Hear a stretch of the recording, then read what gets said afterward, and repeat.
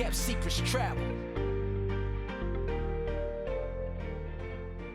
And especially, side note to that is, if there's something specific, really specific you want, and you're sat in a bar with a mate or at the hostel with someone beforehand, ask the people working there, especially if they're local. I know it happened in Morocco when I was there. I asked the locals saying, I really want this, this and this.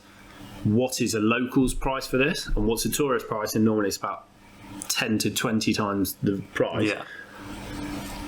And where is the best place to buy it? And they almost always be able to give you the best tip. If not, sometimes they'd even say, say my name, and then instantaneously walk in there giving you a seriously good price. That can make a huge difference.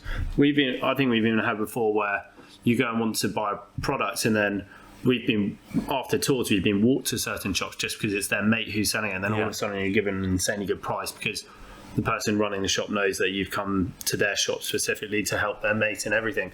So there is a big community feel, and if you're friendly, then you're...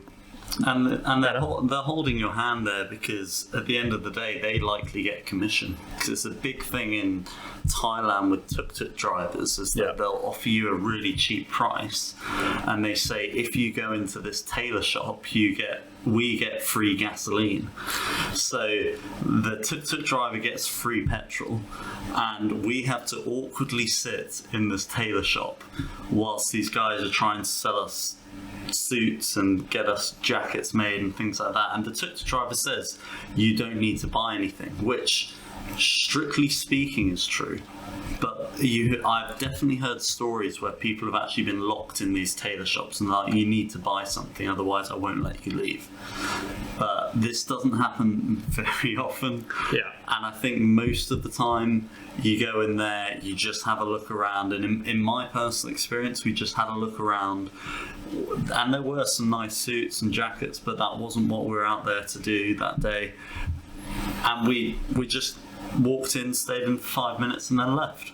Yeah. And it was fine. But the tuk-tuk driver got the free gasoline, so that sometimes they are getting a commission and they are getting something out of taking you to specific places, which is always important to remember.